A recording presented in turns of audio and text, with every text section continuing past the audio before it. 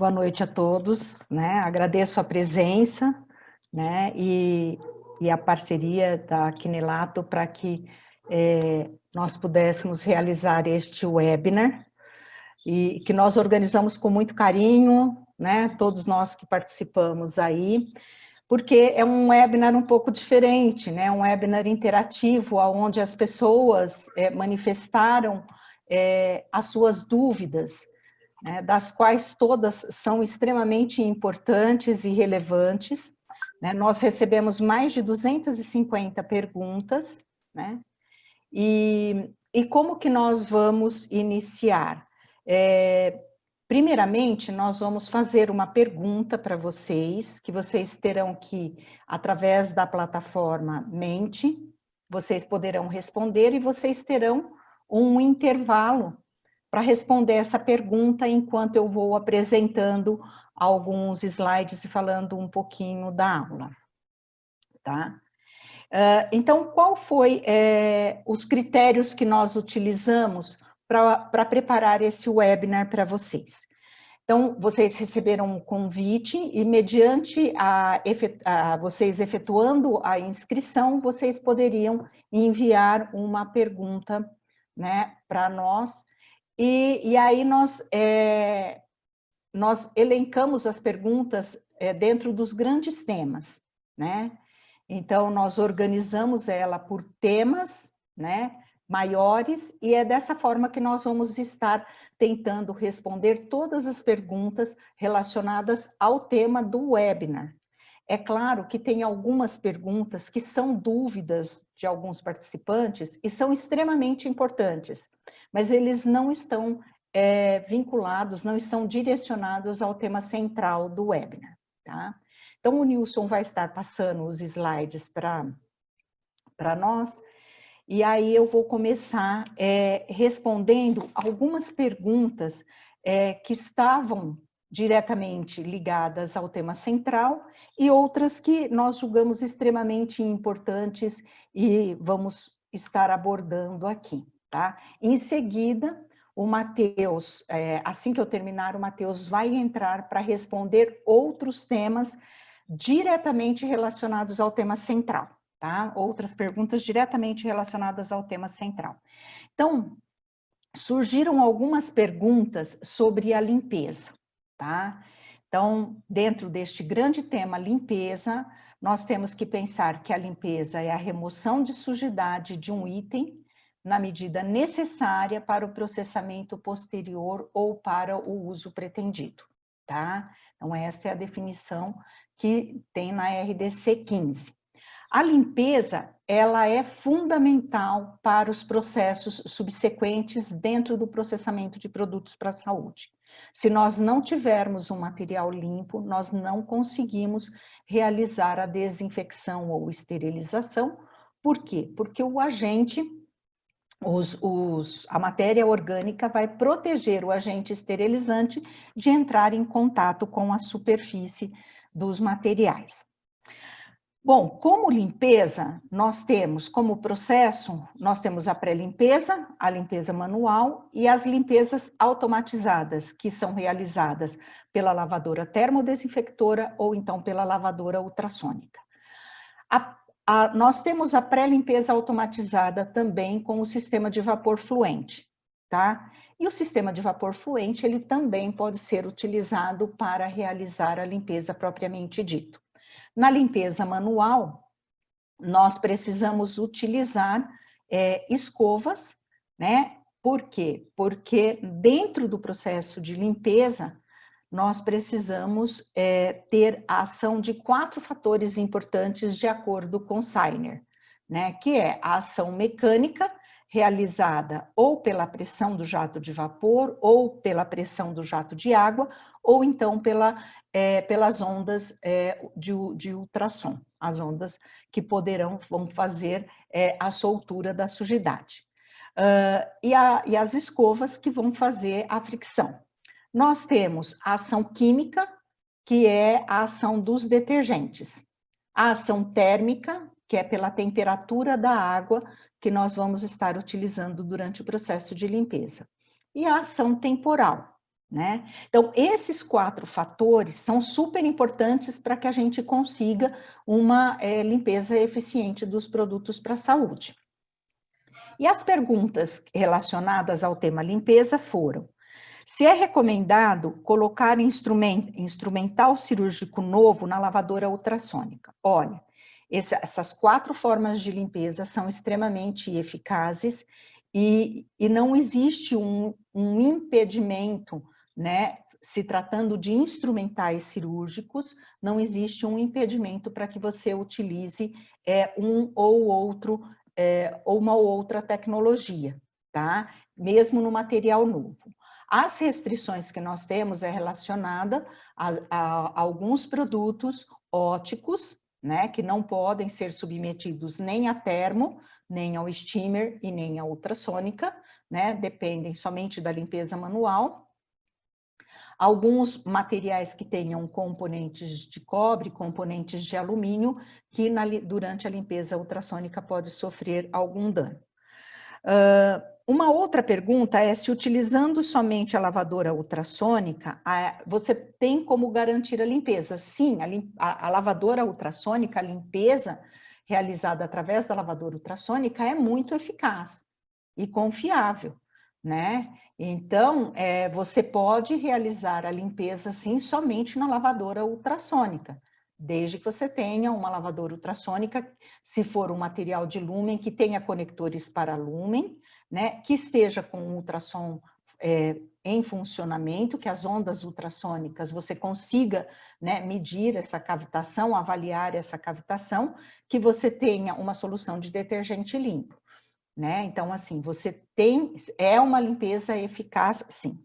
E a outra pergunta é como proceder com os materiais que retornam de manutenção. Bem, todos os produtos para a saúde que são encaminhados para manutenção, ao retornar para o Centro de Materiais de Esterilização, ele deve seguir todo o processamento.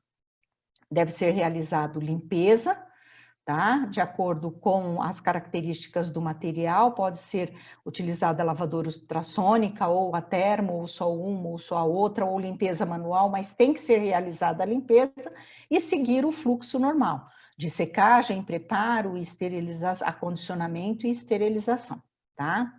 Você passa o próximo para mim, por favor, Nilson.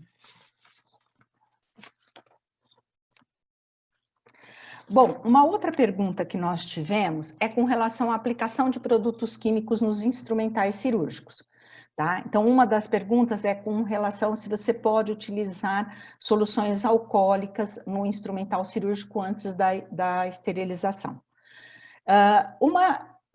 Peço atenção de vocês com relação à presença de matéria orgânica. Se você tiver resíduo de matéria orgânica no material, o material precisa ser lavado com água, com detergente, ele ser friccionado ou ser lavado nas tecnologias existentes no Centro de Materiais de Esterilização. Não é necessário passar o álcool antes da esterilização, não. Tá? Se o material estiver livre de matéria orgânica, ele poderá ser seco, ser lubrificado e ser embalado e encaminhado para o processo de esterilização. E uma outra pergunta, quanto tempo o material pode ficar imerso numa solução de desinfetante de alto nível para que ele não danifique.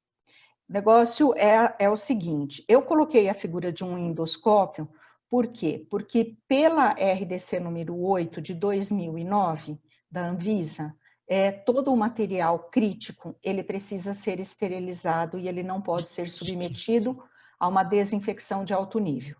Tá? Então, só pode ser realizado desinfecção de alto nível em endoscópios que tenham penetração no organismo por orifícios naturais. Então, colonoscópio, o endoscópio digestivo, o broncoscópio se for para intubação, né? Então, são específicos os produtos que podem sofrer desinfecção de alto nível. Né? Os instrumentais, eles são termorresistentes e eles precisam ser esterilizados pelo vapor. Não precisa ser submetida a desinfecção de alto nível. E as óticas, nós temos as esterilizações a baixa temperatura, né? Por quê? Porque a ótica, ela é um produto para a saúde crítico e ela precisa ser esterilizado. Passa o próximo para mim, por gentileza, Nilson. Nesse próximo slide, então, eu trago que os produtos químicos indicados para serem utilizados em instrumentais cirúrgicos são os detergentes, né, e os lubrificantes, que o Matheus ele vai abordar, né, com mais detalhes durante a apresentação dele. Tá? O próximo, por gentileza, Nilson. Então, agora, no próximo slide, nós vamos ter o resultado da primeira pergunta que vocês responderam, né? De qual localidade vocês estão assistindo.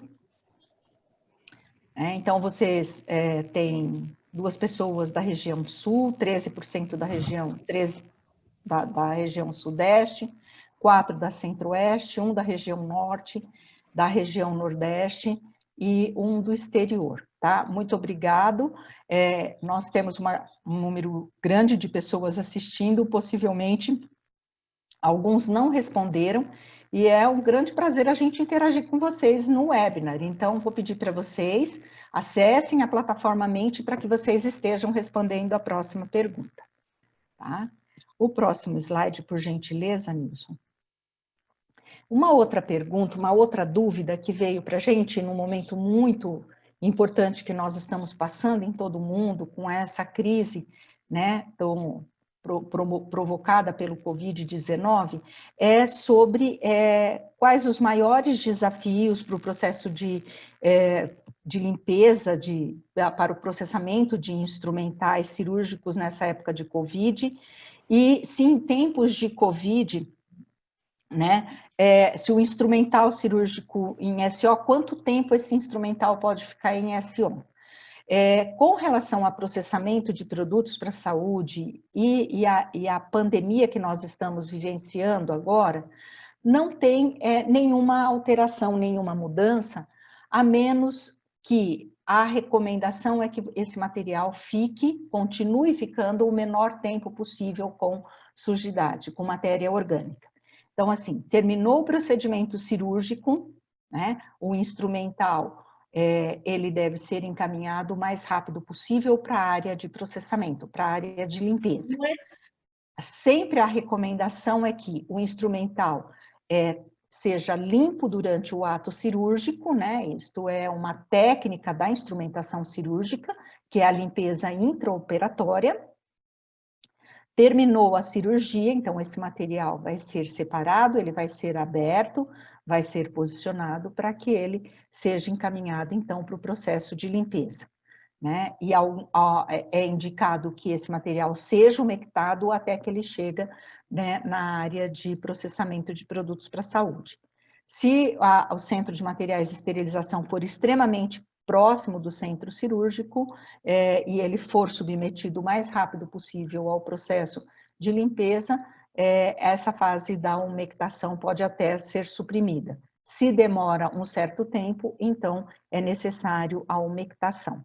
E com relação aos instrumentos utilizados em outras unidades assistenciais, como materiais de curativos, caixas de pequenas cirurgias que são utilizadas em UTI, pronto atendimento, pronto-socorro, né, ambulatórios, esse material não pode ficar aguardando o final do plantão ou o dia seguinte para vir para o centro de materiais. Ele deve ser acondicionado numa caixa fechada e ser encaminhado o mais rápido possível para o processamento de produtos para a saúde, e todos os profissionais deverão utilizar o equipamento de proteção individual recomendada na sua instituição pelo seu comitê de crise para o atendimento do COVID. O próximo, por gentileza, Nilson. Uma outra pergunta é sobre as etapas do processo de esterilização, tá? Então, para a gente ser assim bem pontual, você dá um clique para mim, Nilson. As etapas do processo de esterilização, elas são 4, né? E elas estão sinalizadas com as linhas pontilhadas verdes, aonde nós temos a fase de vácuo, para o condicionamento da carga, onde tem a remoção do ar e a penetração do vapor, para aquecimento da carga, remoção de todo o ar residual na câmara da autoclave dentro dos pacotes. Em seguida, ocorre uma rampa de aquecimento para elevar a temperatura até a temperatura programada da autoclave. Inicia a fase de esterilização, que em alguns equipamentos, né, a 134 graus podem variar aí de 3 a 5 minutos, tem alguns hospitais que colocam 7 minutos, mas por 3 minutos já é o suficiente, é o padronizado. Nas autoclaves a 121 é um tempo mínimo de 15 minutos e máximo de 20. Depois, a autoclave faz um vácuo e, em seguida, ela entra na fase de secagem da carga. Tá? Então, basicamente, essas são as etapas da esterilização por vapor. E como que nós devemos acomodar as pinças, os materiais dentro da autoclave?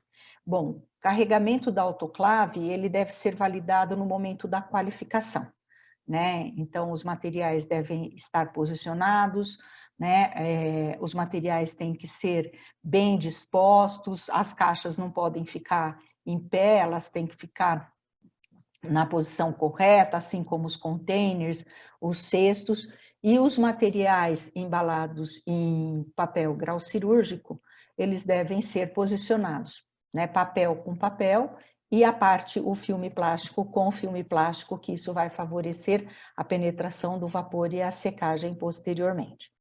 O próximo, por gentileza, Nilson. Esse slide é para responder qual é a influência dos equipamentos no cuidado do instrumental cirúrgico. Então, é muito importante a gente saber que todos os equipamentos, toda a tecnologia utilizada no processamento de produtos para a saúde, ela tem que estar íntegra e ela tem que estar em bom estado de conservação, né? Então, assim, se você tem uma lavadora ultrassônica, né, a cuba da lavadora ultrassônica, os cestos, os conectores de canulado, tem que estar em bom estado de conservação, né? O ultrassom funcionando, né, o abastecimento funcionando, a dosagem do detergente ser adequada. Então, tudo isso é importante para que você ofereça cuidados e aumente a vida útil do seu instrumental, né? Na autoclave, da mesma forma, né? Se você tem uma autoclave já deteriorada, manchada, é bem possível que essa mancha, esses resíduos presentes na câmara interna da autoclave, no momento da esterilização, serão transferidos para o seu instrumental cirúrgico. Então, assim, você precisa ter a câmara da autoclave bem cuidada, íntegra, bem conservada, limpa, para que você, então, tenha o seu instrumental, você possa utilizar ele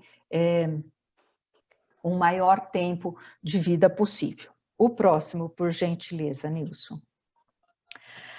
Uma outra pergunta que surgiu foi sobre as fitas adesivas, as fitas de identificação colorida, né? Então, qual seria o tempo, em média, para a troca das fitas? Pessoal, esses identificadores coloridos para as pinças, eles são de uso único. E vocês devem se assustar quando eu falo isso, não pelo fato deles serem uso único, mas pelo fato da dinâmica do Centro de Materiais e Esterilização não permitir essa troca diariamente, né? Então, nós sabemos que é uma dinâmica bastante intensa e que fazer essa troca todo dia leva um tempo muito grande, nós não conseguiríamos suprir o centro cirúrgico. Mas eu quero deixar claro para vocês que, embora ele seja de uso único, a periodicidade de troca, já que nós não conseguimos atender esse critério do produto, que então seja um critério do gestor do Centro de Materiais e Esterilização estabelecer essa periodicidade com um cuidado, né, fazer uma gestão bem feita para que não espere, não aguarde que os identificadores comecem a craquelar para trocar.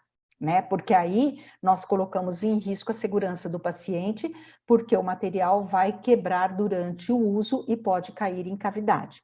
Então, a recomendação é uso único, tá?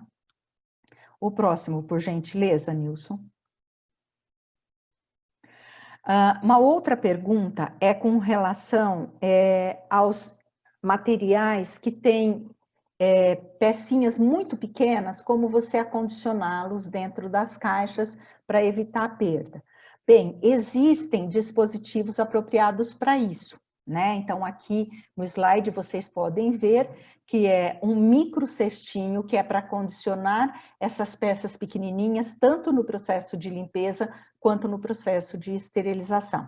A gente precisa tomar um pouco de cuidado quando nós embalamos essas pequenas peças em papel grau cirúrgico ou SMS e colocamos dentro da caixa, porque elas podem se perder, né? Por um descuido durante a instrumentação, elas podem ficar esquecidas na caixa ou na mesa cirúrgica e ser desprezada no lixo. Então, o ideal é que você tenha um dispositivo como essa micro caixinha para que você coloque ali essas peças que não podem ser perdidas, senão a gente não utiliza o instrumental.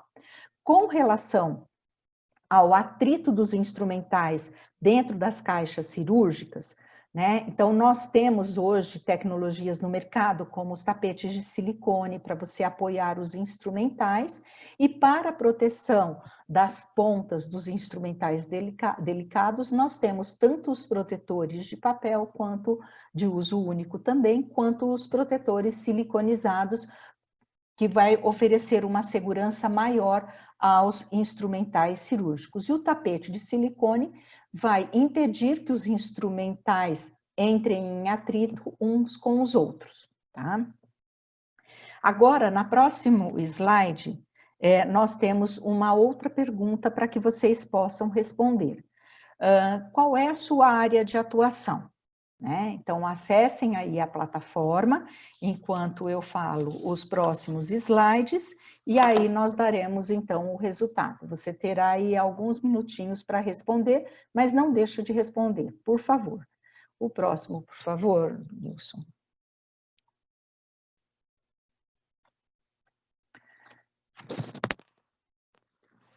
Você pode passar o próximo?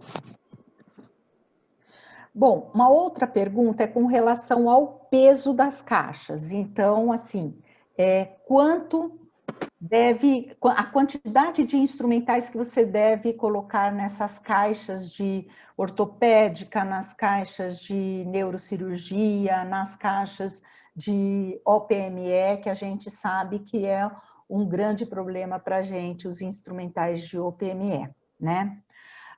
Existem algumas recomendações de que as caixas não devem pesar mais que 11,5 kg, tá?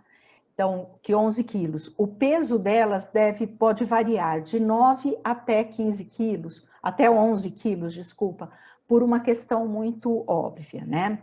A densidade é um fator crítico no processo de esterilização. Né? Então, quanto mais denso eu tiver o pacote, né, maior a probabilidade do vapor não atingir todos os itens contidos na caixa, tá?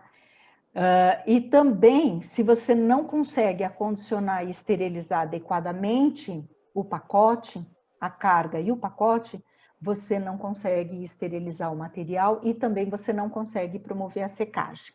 Tá? Então, o peso pode variar entre 9 e 11 quilos. E um outro problema relacionado ao peso é a ergonomia. Né? No Centro de Materiais de Esterilização, nós temos um trabalho mecânico do nosso corpo muito grande.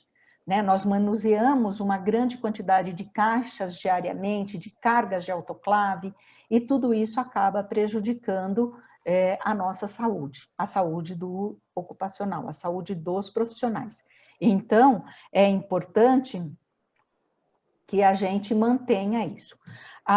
O Yashman, ele tem uma referência dizendo que nós não deveríamos colocar mais que 100 peças numa caixa de instrumental, né? Numa caixa grande de instrumental, tá? Então, só para dar um direcionamento aí com relação ao peso, a AME, a ST 77 e a ST 79 recomenda entre 9 e 11 quilos. O próximo, Nilson. E aí, este acho que é meu último slide, nós recebemos algumas perguntas sobre como aumentar o tempo de vida útil, como evitar que o instrumental quebre. Primeiramente, gente, o Matheus vai estar discorrendo, né, detalhadamente sobre muitos cuidados que é necessário ter nos instrumentais, ter com os instrumentais. Peço que vocês prestem bastante atenção nas informações que ele vai passar, porque tudo que ele vai falar faz com que a gente aumente a vida útil do instrumental e evite quebras nos instrumentais. Uma outra coisa, uma outra pergunta é sobre como processar material que já iniciou um processo de deterioração. Pessoal, instrumental que iniciou o processo de deterioração, é importante encaminhar esse instrumental para manutenção e verificar se ele tem manutenção ainda ou se ele está condenado. Nós não podemos pegar um material que está iniciando um processo de deterioração e colocar ele para uso, porque ele pode quebrar durante o procedimento, deixar fragmentos na cavidade, ou então, se ele não quebrar, com certeza ele vai transferir micro-organismo para esse paciente, né? Isso vai favorecer a infecção cruzada entre pacientes. Se você, antes disso, utilizou esse instrumental num paciente com hepatite B, possivelmente você vai estar transferindo esse vírus de hepatite para outro paciente. Então, a gente precisa ter muito cuidado com isso. O próximo, Nilson. A resposta da pergunta número 2, então, gente.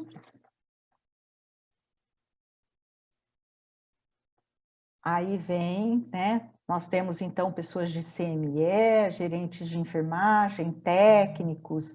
Eu sei que tem instrumentadores cirúrgicos, porque eu vi o nome de uma instrumentadora aí. Pessoal de comercial. Muito bom, gente. Excelente. Supervisora de bloco operatório, assistências técnicas, né? Engenharia clínica. Muito bacana.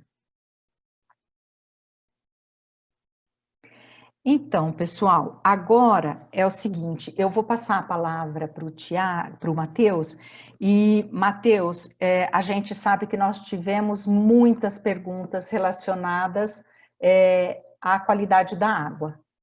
Então, eu gostaria que você, como engenheiro de produção de instrumentais cirúrgicos, você falasse um pouquinho sobre a contribuição de uma água de boa qualidade para manter o instrumental cirúrgico em boas condições de uso. Sem dúvida. Boa noite, Jeane, boa noite a todos os participantes. É um grande prazer poder estar contribuindo, poder estar passando um pouquinho do conhecimento e aprendendo também. E realmente, acho que, não de propósito, nós colocamos o primeiro assunto aí a ser abordado como qualidade da água, né?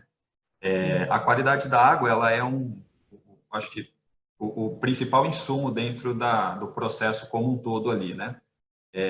Então, eu queria começar partindo do pressuposto que hoje existe uma norma, né?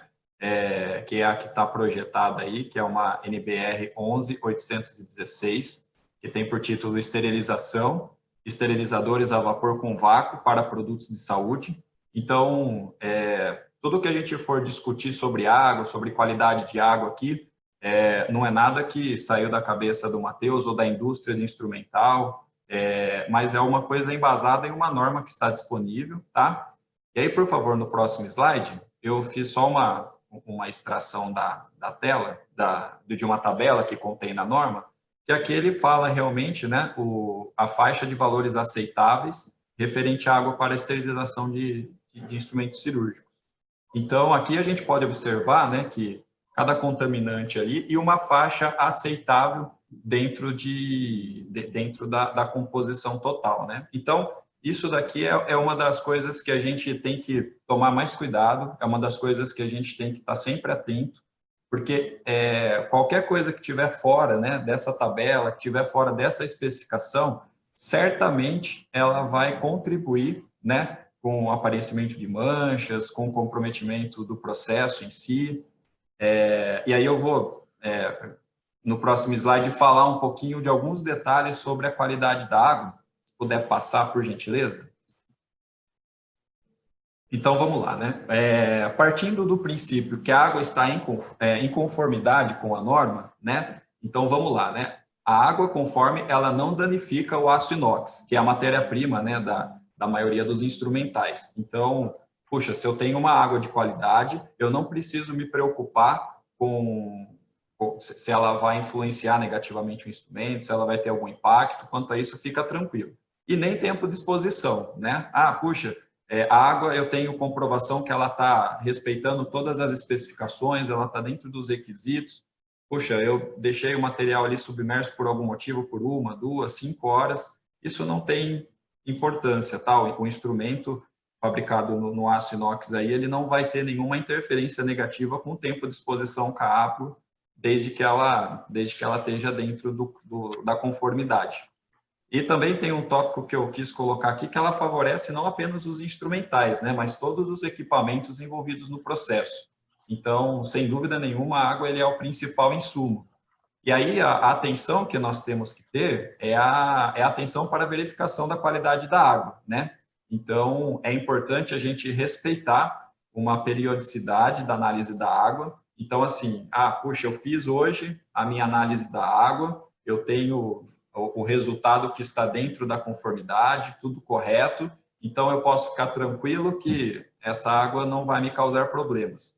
Nesse momento, sim, mas é sempre importante ter na rotina ali, né, da gestão, uma análise da periodicidade da água para ver, né, se ela mantém os elementos dentro do normal, dentro do aceitável, porque de tempos em tempos pode haver uma mudança em alguma característica e pode estar comprometendo ali o nosso processo, tá? É importante também a gente destacar, né, que a realização da análise da água é importante que seja por uma empresa credenciada, né?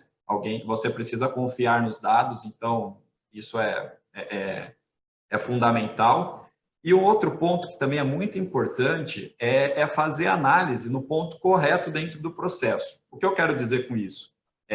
Não adianta, por exemplo, a gente contratar uma empresa especializada e ela vai lá e faz a retirada da água, por exemplo, da entrada de água ali dentro do hospital.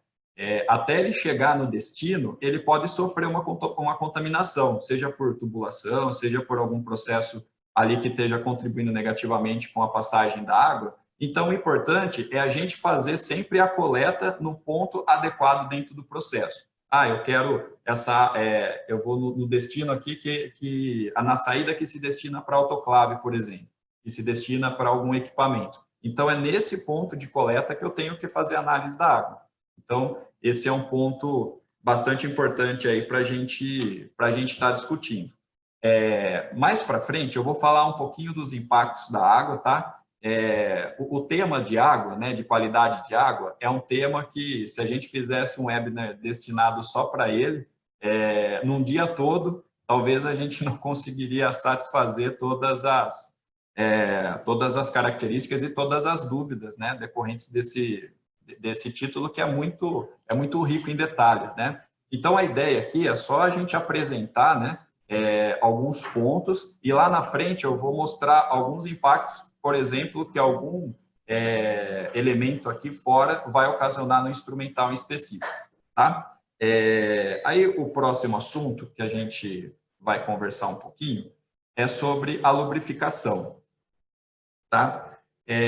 A Jane disse ali na apresentação dela, né, que a lubrificação ela é importante quando ela falou ali dos insumos, né, químicos que possam ser usados. Então, tem algumas perguntas, né, que foram levantadas com relação à lubrificação dos instrumentos, e eu quero contribuir um pouquinho com vocês. Então, assim, a pergunta número 1 ali foi, né, qual lubrificante é o recomendado, tá? Nós sempre, como fabricantes, recomendamos a utilização de um lubrificante hidrossolúvel, tá? Essa é a principal característica que um lubrificante deve ter, porque é complicado quando você termina, né, o material tá ali, você coloca uma lubrificação nele e ele fica com aquele aspecto de graxa, sabe? Você percebe que ele está um pouquinho pegando um pouquinho ali na articulação, na própria manuseio, né? Você percebe aquele aspecto de graxa, vamos dizer assim.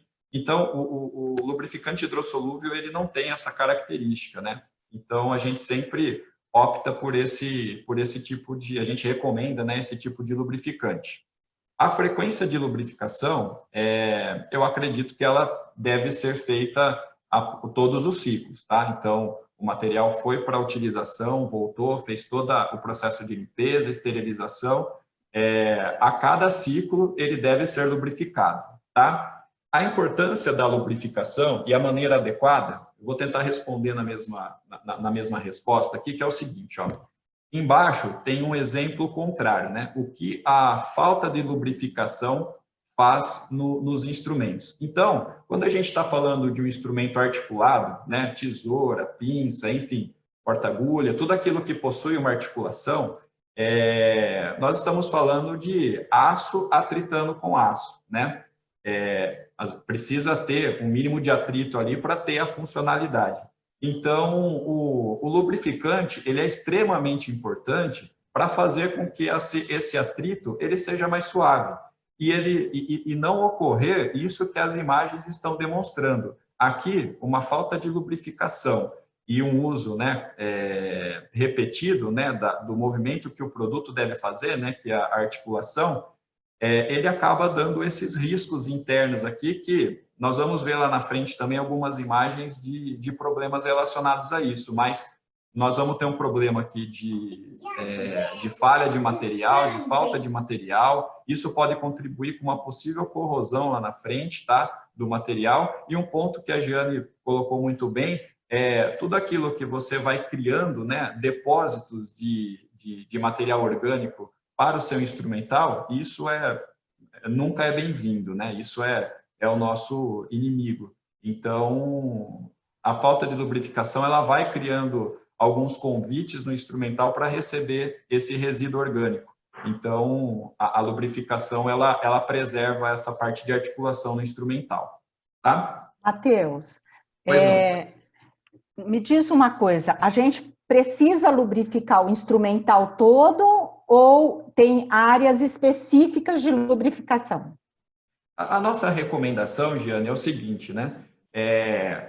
Vamos dizer o seguinte, ó, eu coloco o lubrificante, eu mergulho a peça, o produto ali, o instrumental todo ali, deixo ele submerso algum tempo.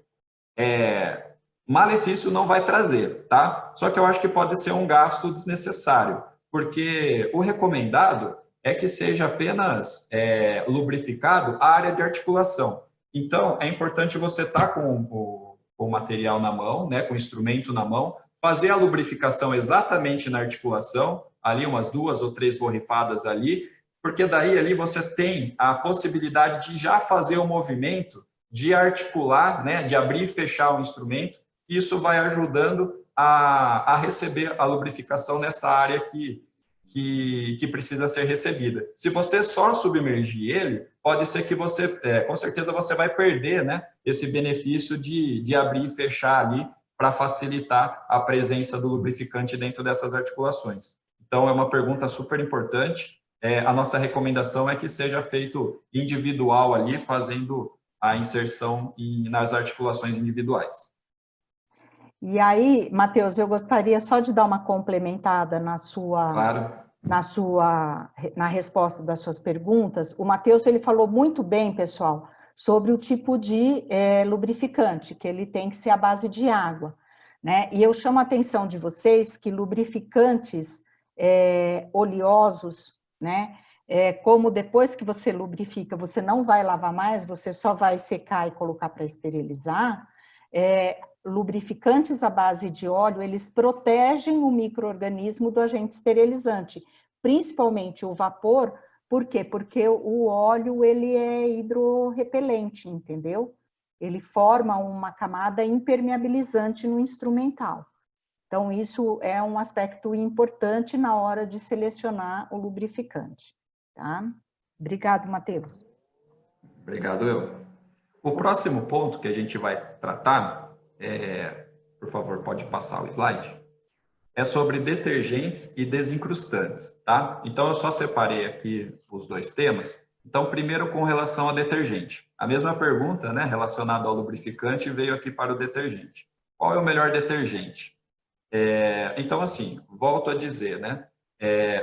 Nós nunca vamos falar, por exemplo, de uma marca que é boa ou outra, mas o que a gente quer deixar vocês muito tranquilos é que tanto o detergente alcalino quanto o detergente enzimático, desde que seja usado, né, dentro da recomendação do fabricante, desde que cumpra, né, todos os requisitos que é estipulado pelo fabricante, ele não vai causar nenhum impacto no instrumental, tá? Então, o aço inoxidável, onde o instrumental é fabricado, ele interage super bem com o alcalino e com o enzimático, desde que seja respeitado processos de diluição, tempo de exposição, enfim, tudo aquilo que o fabricante recomenda. Então, melhor detergente, eu acho que essa resposta tem que ser respondida mais pela equipe, né, mais pela gestão, porque o importante é que sejam testados e validados, né? Tem uns que vão preferir o detergente enzimático, tem outros que vão preferir o detergente alcalino,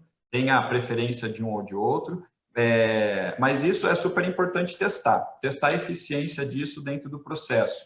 E aí, no caso do fabricante, o que a gente garante para vocês é que, se usado de forma adequada, não vai ter nenhum impacto negativo com o instrumento, tá? Então, até respondendo o restante das perguntas, né? Os diferentes tipos de detergentes podem potencializar a corrosão dos instrumentos? Ou o detergente, seja ele alcalino ou enzimático, pode danificar o instrumento? Então, volto a dizer, não, desde que seja utilizado, né, nas recomendações ideais do fabricante. Mas, sendo utilizado dentro do especificado, o aço inoxidável ele recebe muito bem a relação do instrumento com esses tipos de detergentes, tá? Aí, para o ponto do desencrustante, tem duas perguntas aqui, né? Qual a periodicidade para a utilização do desencrustante e qual é o benefício do desencrustante para o instrumental? Aqui é muito importante, assim, né? A periodicidade. A periodicidade também vai muito da avaliação dos instrumentos no momento ali da preparação. Você vai acabar percebendo, né, que alguns vai começando a apresentar uma característica diferente ali na superfície, né, uma manchinha, alguma coisa relacionada ao acabamento superficial realmente.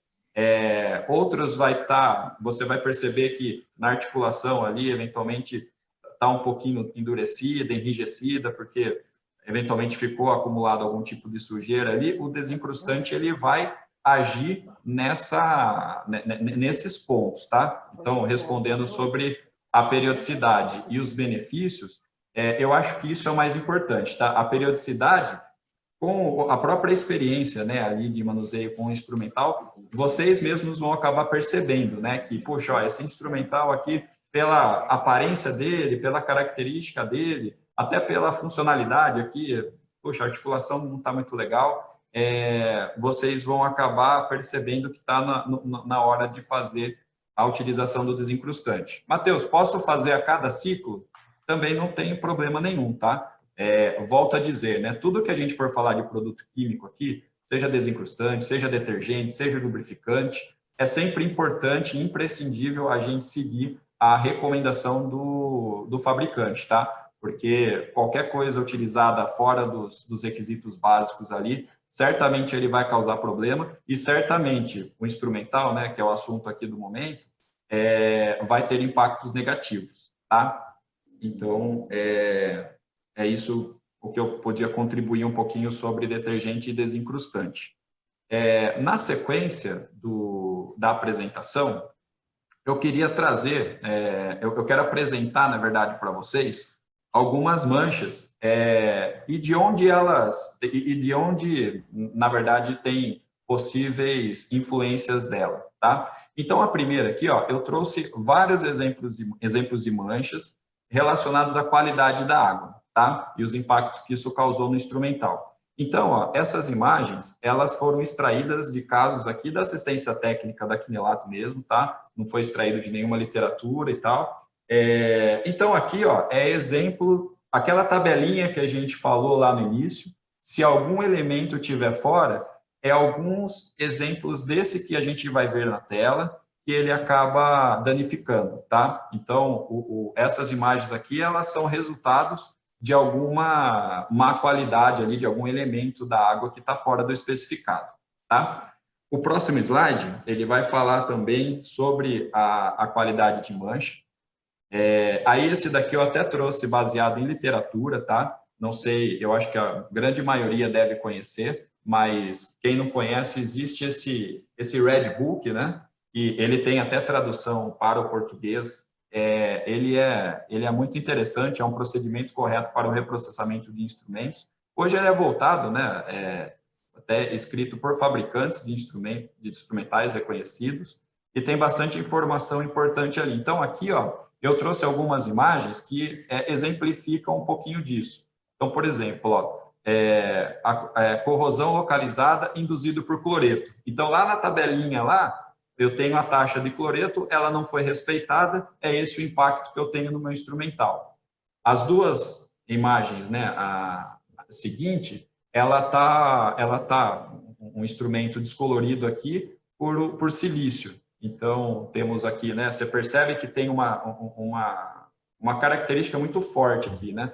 Teve um descolorido muito importante aqui no material. Então, essas manchas, né, do slide anterior, mais desse slide aqui, ela mostra um pouquinho da qualidade de mancha, da qualidade da água, e aqui a gente está falando especificamente de manchas. No próximo slide, a gente já vai perceber que, além da mancha, se puder passar, por gentileza, além da mancha, aqui ele já começa a apresentar alguma coisa de corrosão, tá? Então, na primeira foto, novamente, é uma corrosão localizada induzida por cloreto, tá? A primeira e a segunda, e a última, aquelas manchinhas. Mas olha a importância da qualidade da água, né? Não só causar manchas no produto, que por si só já é super desagradável, né? E não pode seguir assim com o instrumento, mas uma água de má qualidade, ela pode chegar até prejudicar muito forte a superfície do material, causando problemas aqui que a gente está vendo de corrosão realmente, tá? Então, a qualidade da água, ela vai trazer esses tipos de problemas aqui. Não sei se no dia a dia vocês já tiveram contato com algum tipo de mancha nesse sentido, e aí a gente fica se perguntando, né? Puxa, sempre quando tem um problema, a gente tem que tentar identificar qual é a causa raiz dele, né? E aí a gente vem respondendo algumas perguntas. Então, é sempre importante, quando tiver algum tipo de mancha, a gente ter na cabeça, né? Puxa, quando será que foi feita a última análise de água aqui no meu hospital, né? Na minha clínica? Enfim, será que o laudo da água está em dia? Será que ele está dentro do especificado? Porque eu diria que isso é o primeiro cheque que a gente deve fazer quando o instrumental começar a manchar, né? E não só instrumental, né? Você vai perceber, né? Vocês vão perceber que o interno ali da autoclave, ele vai começar a aparentar alguns resquícios de mancha. A própria caixa ali, né? Onde fica armazenado os instrumentos, ele vai também estar recebendo algumas manchas provenientes da má qualidade da água. Então, com relação à mancha de água, é isso que eu queria dividir com vocês, tá? E depois, nos próximos slides, tem algumas manchas também. Pois não. Essas manchas que você apresentou até o momento, elas existe manutenção desses instrumentais ou eles já são considerados condenados, assim, não dá mais para ser utilizado? Uhum. A nossa recomendação, Giane, é o seguinte, né? Algumas manchas, por serem superficiais, elas até vão sair, por exemplo, quando for colocado algum produto químico nela, né? Você pode até tentar colocar um desincrustante para ver se ela melhora aquele aspecto superficial ali, devolve, vamos dizer, ao acabamento original do produto. Mas, se depois desses testes realizados não der certo, a nossa recomendação é que seja enviado para o fabricante, tá? Porque muitas vezes só é possível realizar a retirada dessas manchas com o processo de acabamento mecânico, né? Seja um polimento, enfim. Não adianta a gente tentar ficar limpando, seja com produto químico ou seja com atrito um pouco leve ali, ele não vai sair, tá? Então, pode mandar para o fabricante, que ele vai fazer uma análise, né, certinho, até oferecer um laudo, né, para dar uma dica para vocês de onde está acontecendo essa mancha, de onde pode vir essa mancha.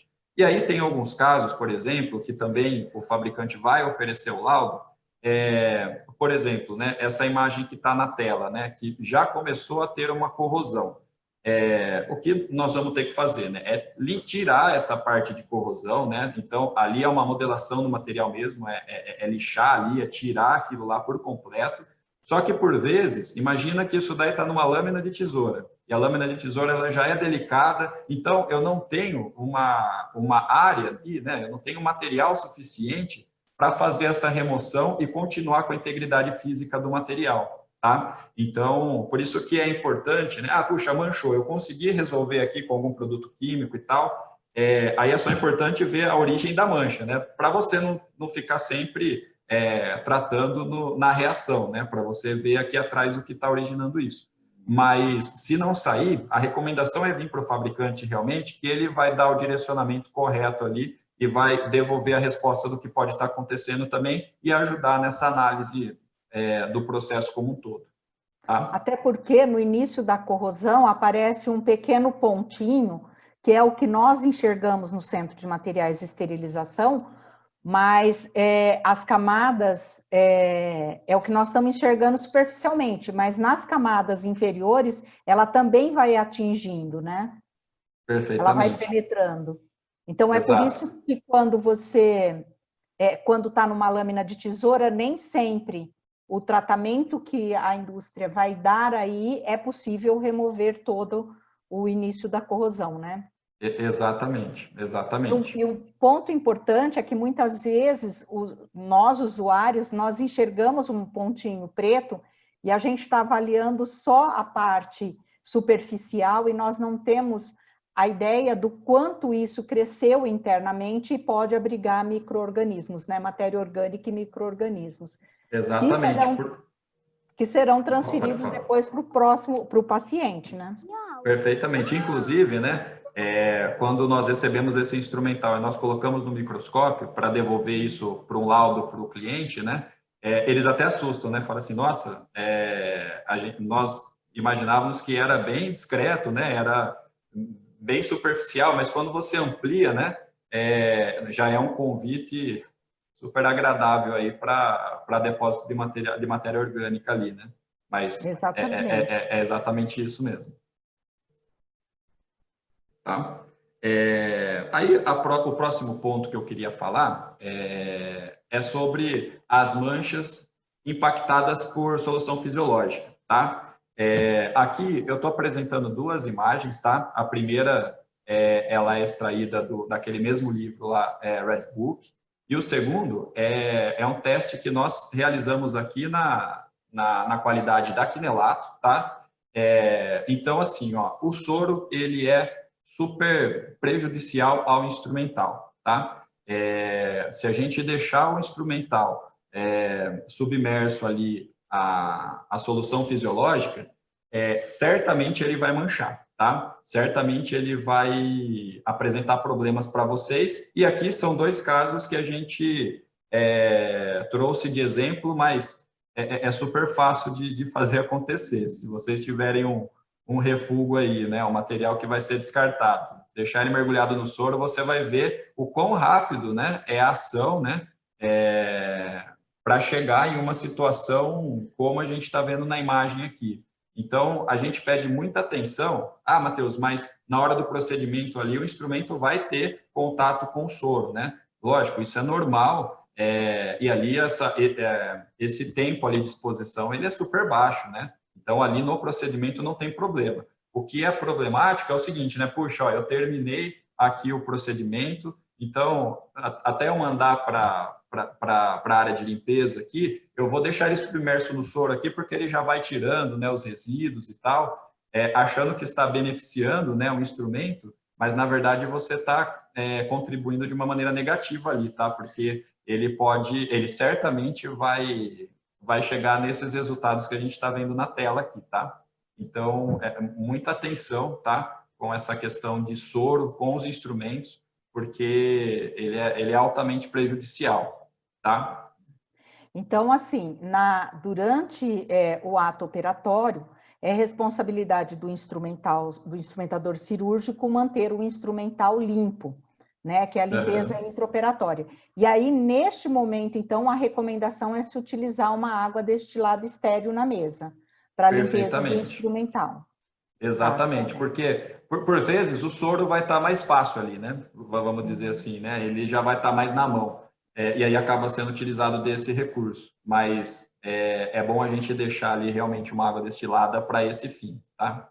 É uma responsabilidade exclusiva do instrumentador cirúrgico esse momento, né? E a orientação, então, para todos que estão nos assistindo, né? E até aqueles que não são instrumentadores, mas que passam essa orientação para os instrumentadores de utilizar, então, uma água destilada estéril para a limpeza do instrumental intraoperatório, né? Até foi uma das perguntas que chegou também com relação a essa responsabilidade, se o instrumentador tem responsabilidade pelo instrumental do cirurgião, particular do cirurgião. Na realidade, a responsabilidade pelos cuidados com os instrumentais é de todos nós, profissionais, que trabalhamos no centro cirúrgico e no centro de materiais e esterilização. Então, todos nós temos essa responsabilidade. A gente tem que pensar que o nosso grande objetivo é oferecer segurança na assistência à saúde aos pacientes. Então, como equipe, é uma responsabilidade de todos nós. Tá? Obrigada. Exatamente. Obrigado, eu. Na sequência, eu trago outros exemplos de manchas também que pode ser comum. Então, essa daqui, por exemplo, é uma falha no processo de secagem, e essa daqui é uma falha que até, às vezes, quando o pessoal pede alguma ajuda para a gente, é comum de ver, né? Então, por algum motivo, existe uma falha de secagem, essa característica que vai ficar aqui no instrumental, tá? Essas manchas aqui, elas são resultantes do processo de secagem insatisfatório, e aqui também nós fizemos um teste aqui na qualidade da quinelato. Então, essa é uma mancha, infelizmente, comum aí, que existe, né, que o pessoal pede ajuda para a gente, e essa característica de mancha é resultado de processo de secagem insuficiente, tá? Ô, Matheus, me diz uma coisa. Então, vamos supor, eu lavei o material durante a noite e como a equipe de profissionais é reduzida à noite em centro de materiais, eu deixo o material limpo, mas para secar amanhã cedo. Essa secagem em ar ambiente é prejudicial e pode promover essas manchas? Pode contribuir com o aparecimento dessas manchas, sim. Então, tanto essa demora, vamos dizer assim, no processo de um para outro, quanto, às vezes, já faz logo na sequência, mas por algum motivo, a secadora, né, ela não cumpriu a sua função, né, e ela deixou um pouco úmido o material, ele certamente vai aparecer esse tipo de mancha. E é uma mancha superficial, tá, Giane? A gente sempre tem um teste fácil, né, que é passar uma borracha escolar, aquela borracha branca escolar. Então, por exemplo, ela está com essa mancha aí. Se a gente passar uma borracha escolar, certamente ela vai sair, tá?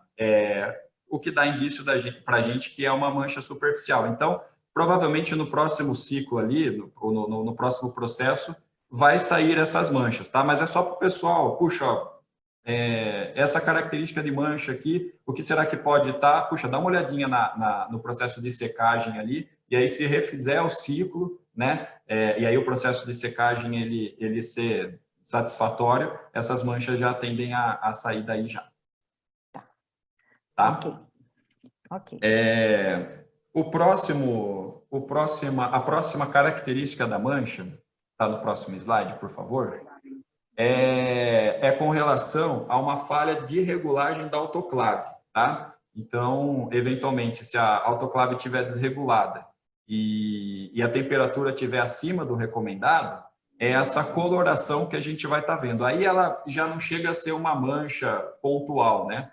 Pode até ser em alguns casos, mas geralmente ela já dá uma escurecida, vamos dizer assim, por toda a superfície do instrumental, tá? Então, essa daqui é uma mancha muito fácil de ser identificada, tá? Ela vai resultar nesse amarelamento, né, nesse escurecimento do material, e esse daqui é um caso que nós só conseguimos voltar à cor original ali, provavelmente, só na fábrica, só fazendo um novo polimento do material, tá? Então, mais para a gente... Antigamente era até um pouco mais, era até mais comum esse tipo de falha, né? Hoje nós já temos equipamentos modernos e tal, e essa falha ela já diminuiu bastante, pelo menos nas solicitações que a gente tem na nossa assistência técnica aqui. Mas é mais importante, né? Só como a título de curiosidade, dividir isso com vocês, se eventualmente aparecer alguma característica assim, né? Certamente pode ser com relação à temperatura da autoclave que está acima do especificado. Tá? O próximo slide, por favor, é relacionado com detergente. Nesse caso, a gente está simulando detergente enzimático e um enxágue insuficiente. Tá? Então, por exemplo, nós temos uma mancha aqui, que ela é resultado de um teste que a gente realizou, baseado na experiência que nós tivemos, de detergente enzimático mais um enxágue insuficiente em instrumentos novos. Tá? Esse daqui foi um teste que a gente fez aqui na qualidade da quinelato. Então, olha o que acontece. Ó. Ele fica com alguns pontos de concentração ali dessas manchas. E é super importante, né, a gente destacar um ponto. Né? Seguinte, aqui nós fizemos um teste de instrumental novo, tá? Acabou de chegar no hospital, ele está novo, tirou da embalagem. E isso também, esse exemplo pode ser levado também para casos de manutenção. O fabricante ele tem todo um processo de limpeza, né? Todo um processo de retirar, né, os resíduos industriais do instrumento e tal.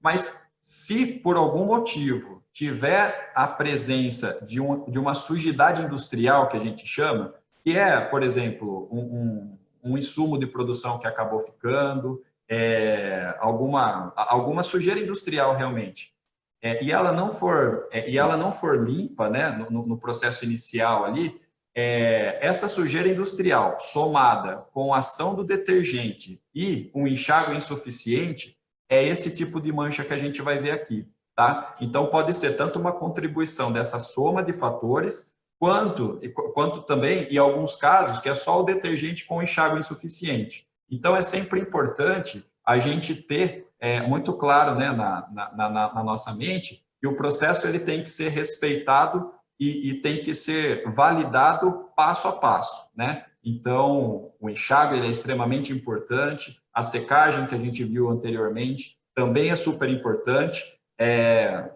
Vocês observam que a questão de mancha no instrumental ela é muito ampla, né? Aqui, em poucos minutos, a gente já falou de vários potenciais de manchas ocasionados por diversos tipos de situações, né?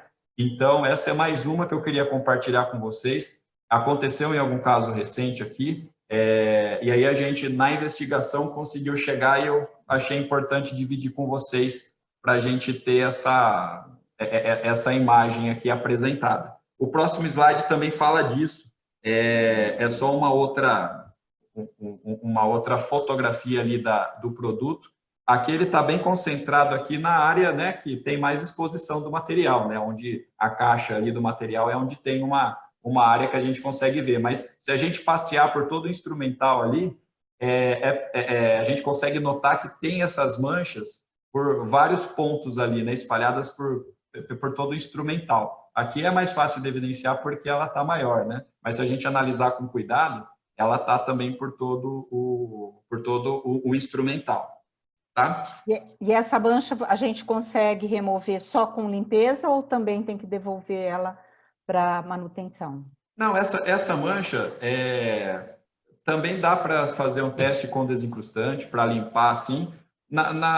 Existem casos que dá para limpar, tá? E aí depois você repete, né, o ciclo certinho ali do enxágue suficiente, da secagem.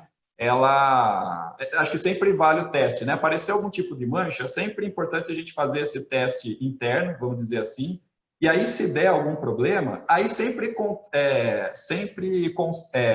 contata o fabricante, tá? Que o fabricante vai dar o suporte necessário até para a elaboração do laudo, para informar para vocês, como eu falei, né? Tá vendo a infinidade de cenários que podem contribuir com mancha. Então, com a experiência do fabricante, nós podemos dar uma dica para vocês, ó, dá uma olhada no processo tal, do processo X, e aí a gente consegue chegar na causa raiz junto, tá? Uma coisa importante em relação a essas manchas, esse tipo de mancha, para instrumentadores cirúrgicos, é que, como o Matheus disse, é uma mancha com resíduo de detergente enzimático e possivelmente um resíduo fabril, um resíduo de produto fabril, utilizado na fabricação. Então, é importante, se chegar na mesa cirúrgica, esse material deve ser descartado. Por quê? Se tiver detergente, esse detergente vai ser transferido para o tecido do paciente, né? E se tiver resíduo fabril, também. Então, esse material, ele é considerado contaminado, sim, e ele precisa ser reprocessado, tá? Exatamente. Até porque nós não temos certeza da origem da mancha, né? Por exemplo, apareceu uma mancha lá, puxa, qual que é a origem dessa mancha? Então, a nossa recomendação realmente é essa, puxa, segrega esse material, põe ele para análise, e aí depois de ser analisado, de ser resolvido, aí sim volta para o uso normal. Ok. Certo? Aí, um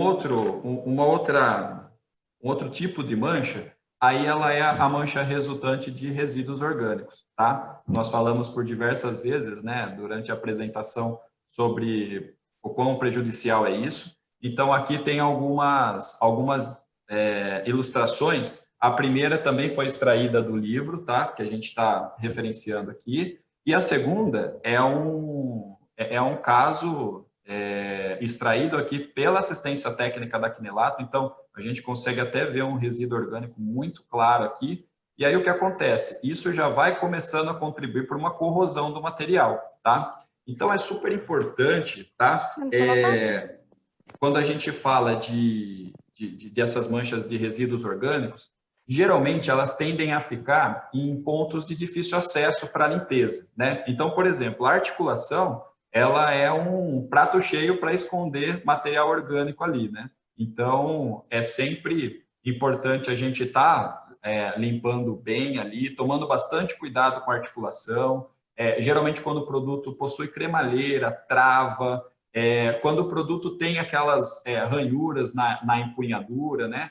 É sempre importante a gente fazer uma limpeza ali manual bem feita, né? Tirar toda aquela sujidade orgânica que fica presente no instrumental, porque qualquer descuido ali, ela vai estar prejudicando aí o nosso instrumento, tá?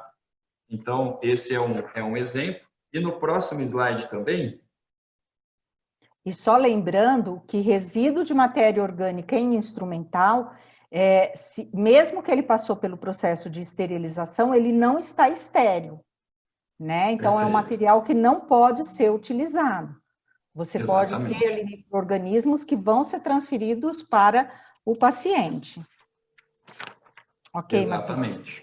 Exatamente. E aqui é só uma última imagem para complementar o que a gente falou anteriormente. E no próximo slide eu trago a última consideração sobre manchas, tá? Que daí é específico sobre corrosão, tá? A corrosão, ela vamos dizer assim, né, já o pior estágio onde o instrumento se encontra, tá? Então, quando chega, né, aqui é uma corrosão que está presente numa ponta ativa de uma tesoura, tá? Aqui a foto está num detalhe para ficar mais fácil de ver. Mas aqui entra todas as situações que a gente falou anteriormente, né? Primeiro, com relação a um depósito de material orgânico. É um prato cheio para isso, né? com relação eu consigo, o fabricante consegue remover essa corrosão, né, presente na ponta. Aqui, nesse nível, por exemplo, ela já contaminou, né, ela já se espalhou tanto ali que entra naquele ponto de eu não ter material suficiente para conseguir fazer a remoção. Então, nesses casos de corrosão, é importante mandar para o fabricante ver, porque vocês não vão conseguir remover isso com produto químico nenhum, tá? Porque aqui você percebe que já teve uma retirada de matéria-prima ali do instrumento. Então, manda para o fabricante vai falar para você, né, se dá ou não reparo, e mais importante, né, se não der, ele vai fornecer um laudo, né, dizendo que esse material não tem condição e por que não, tá? Sendo assim, a gente encerra essa parte de manchas, tá? Também é um assunto que a gente poderia ficar o dia todo discorrendo sobre eles, né? Trazendo mais exemplos, mas como eu disse, né, até pelo tempo, a gente tem alguma... a ideia aqui é passar, né, uma ideia das manchas presentes. Certamente, quando vocês estavam vendo os slides aí, já teve algum link assim, puxa, olha, eu já vi esse tipo de mancha aqui, nossa, eu já vi essa situação. Então, era mais para compartilhar com vocês isso, tá? E aí, para finalizar a minha contribuição, teve muitas perguntas relacionadas para corrosão, desculpa, para manutenção dos instrumentos. Então, eu vou responder as perguntas aqui da forma que está apresentada nos slides. Então, aqui, ó, quais os critérios que devem ser avaliados na qualificação e compra do serviço de manutenção?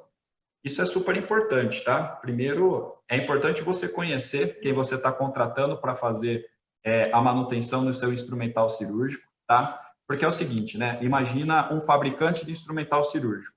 Ele tem, além de todo o know-how, né, do processo, das especificações, de tudo o que tem que ter, ele tem a boa prática de fabricação. Então, ele é regulamentado por órgãos, né, que autoriza, né, que credencia esse fabricante para fazer a fabricação do instrumento. Aí você compra lá, não é barato o valor dos instrumentos, você sabe disso, você investe nesse instrumento que está credenciado, que está regulado, está registrado na Anvisa, e aí você pega e aí você não tem muito cuidado com a escolha de alguém que vai oferecer manutenção para você. E aí você entrega, né, o seu bem, né, precioso ali, né, aquele valor investido, para uma pessoa que não está credenciada para você. Então, é sempre importante vocês fazerem o contato, se possível, visitar, ver como que é a instalação do prestador de serviço,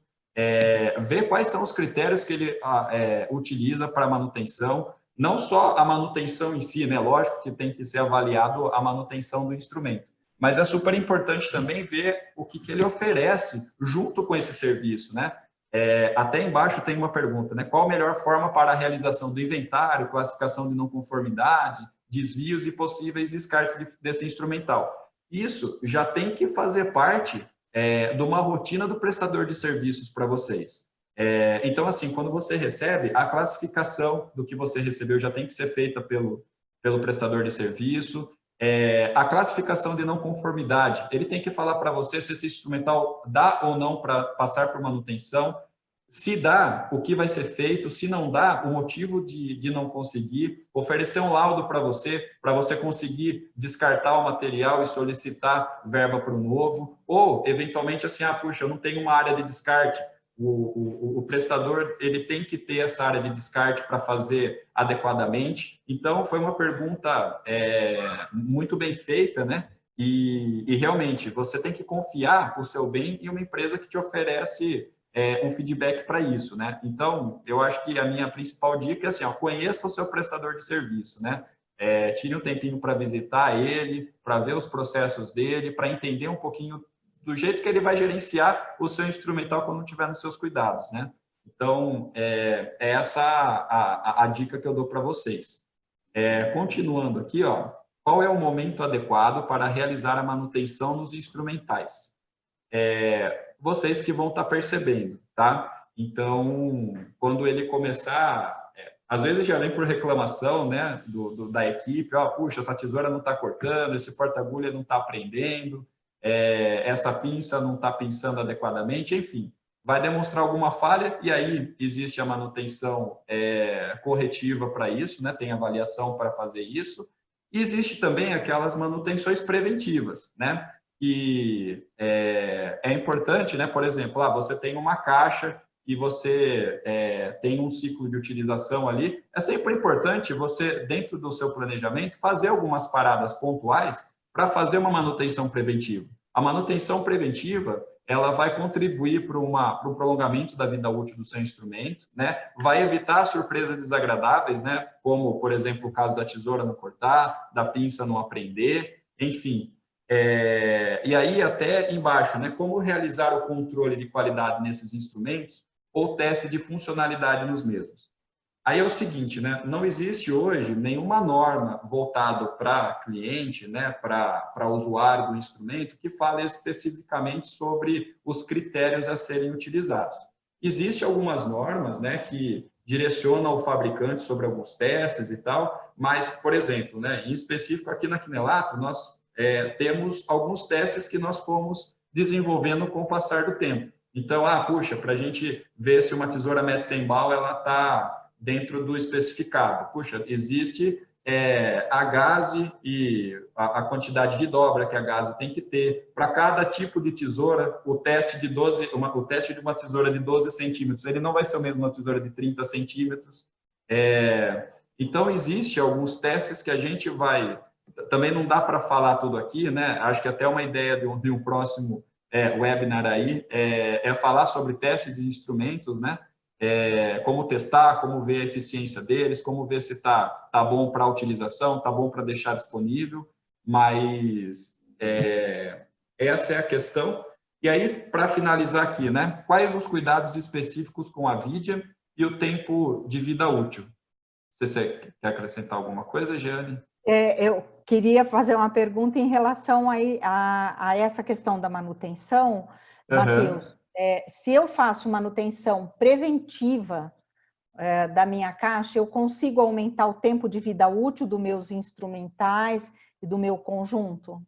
Sim, você consegue contribuir com isso, né? Porque, por exemplo, né, a caixa está rodando e tal, você manda para o prestador de serviço fazer uma avaliação para você, ele já vai identificar, por exemplo, puxa, essa tesoura ela já está no limite de corte. Então, uma ou duas vezes aqui, ela já vai começar a falhar, vai começar a mascar. Então, nesse momento, ele já entra com uma manutenção preventiva, aí você já ganha um tempo de vida útil ali no instrumento, né? É muito similar, né? A gente usa bastante o exemplo da compra de um carro, né? Você compra um carro e aí, se você fazer as manutenções, né, preventivas, programadas, você vai aumentar o tempo de vida útil. Não adianta você comprar o carro, por exemplo, e não trocar óleo, não fazer as coisas, você vai ter um problema surpresa aí, né? Nem tanto surpresa, né? Porque você sabe que vai dar problema. Mas você contribui, tá? Respondendo a sua pergunta, você aumenta a vida útil, sim. E aí, por isso que é importante você validar lá no tópico anterior quem está fazendo essa avaliação do instrumental para você. Porque se ele não tiver, né, o mínimo de noção, né, para contribuir com isso, às vezes ele vai mexer no instrumento que não deveria mexer, por exemplo, em vez de aumentar a vida útil, ele vai prejudicar.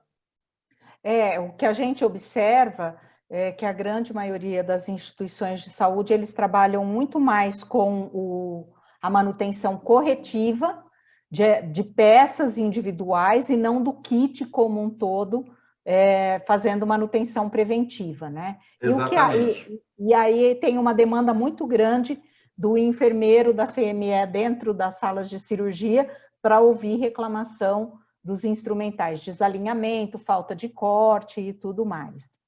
Exatamente. Isso é super importante. E aí tem dois temas aqui, né, que fala sobre cuidados de Vidia. Então, a Vidia, só para deixar claro para todo mundo, tá? A Vidia, ele é um inserto que ele é colocado na ponta ativa dos produtos e ele tem duas funções. Para instrumentos de corte, ele aumenta, né, a capacidade de corte do instrumento, tá? E para os instrumentos, então, por exemplo, tesoura, alicate, geralmente é uma parte que fica um pouquinho mais escura ali no instrumento. Então, é isso que é a vidia, né? E também na parte de apreensão, então porta-agulha, principalmente que tem essa vidia inserida ali, esse inserto de metal duro, ela melhora, né, a apreensão no instrumento. Então, quais são os cuidados que a gente tem que ter com a vidia? Tem que tomar muito cuidado naquilo que a gente falou lá sobre os produtos químicos, porque a vidia em si ainda nem tanto, pode ser e tal, mas para a gente fazer a junção da vidia com o aço inox, né, para fixar isso na ponta do instrumental, geralmente é feito com uma solda a prata. E aí o que acontece? Muitos produtos químicos, eles entram em contato com a solda prata e ele atrapalha, e ele danifica. Por vezes, ele consome toda aquela prata e solta a vidia do instrumental. Já tivemos casos dessa forma, de atender alguns problemas relacionados a isso. Então, a gente tem que...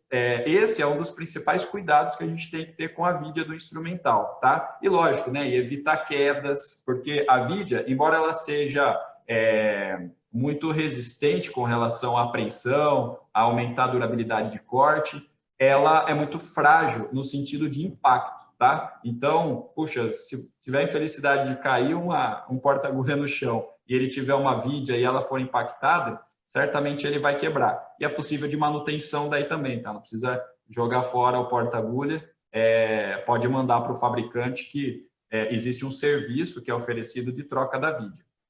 E para finalizar, né, a relação de manutenção desse slide aqui é o tempo de vida dos instrumentos, né, a vida útil dos instrumentos. Então, assim, vai muito do cuidado que vocês têm.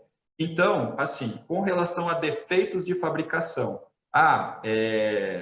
uma quebra, qualquer coisa assim que é muito básico ali para o instrumental, é sempre importante você constatar o fornecedor, o fabricante, tá? Então, entre em contato com o fabricante, olha, eu estou com esse problema aqui e tal, e aí vai ser feita uma análise, se for um problema de fabricação, de processo de fabricação, o fabricante tem que dar o suporte para vocês de fazer a troca do instrumento com problema, tá? Esse é o compromisso que o fabricante tem que ter.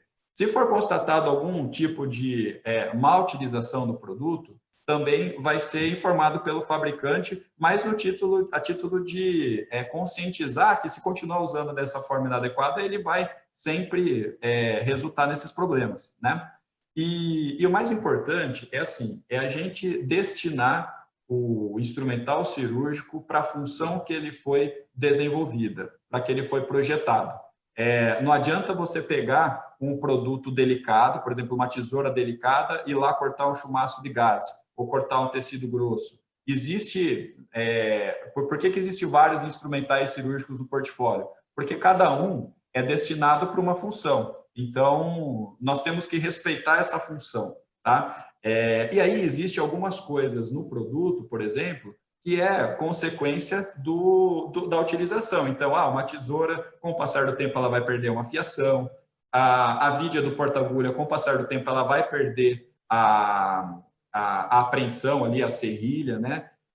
As pinças, elas vão desregular, porque, assim, é tudo consequência da utilização do produto. Então, por isso que entra a parte da manutenção. E é importante a manutenção ser realizada por uma empresa credenciada. Então, assim, o tempo de vida útil dos instrumentos, a sua composição, a sua matéria-prima, a fabricação, ela é para ele ser utilizado por um tempo muito prolongado, desde que tenha contribuição também do usuário com relação à utilização, respeitar a função, enfim, a gente ter